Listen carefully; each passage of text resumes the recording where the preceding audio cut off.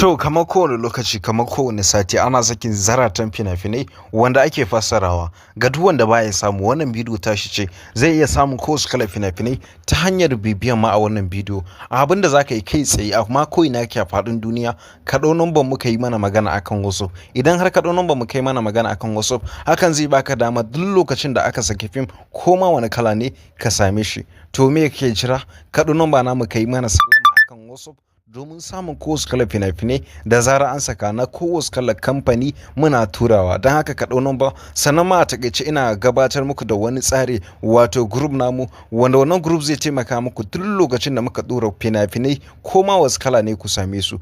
Ana biya ne sannan a shiga wannan group cikin farashi kalilan. Kar ka bari a baka labari ka je faka-faka ka yi rijista a wannan group wanda wannan group ne da yanzu kana cikin fina-finan da za a saka ranar Lahadi mai zuwa wato jibi kenan za ka same shi. Don haka kar ka bari a baka labari, ka je ka biya kuɗin ka kalilan a saka wannan tsari wanda za ka samu fina-finan baya da kuma na yanzu wanda za a saka. Sannan kuma muna da shi kan WhatsApp da Telegram a ko ina ke a faɗin duniya za ka yi rijista a wannan group. Kar ka bari a baka labari, ka ɗau number nawa kan mun magana akan WhatsApp ko a Telegram. Na gode sosai, sai na ji ku. Thank you.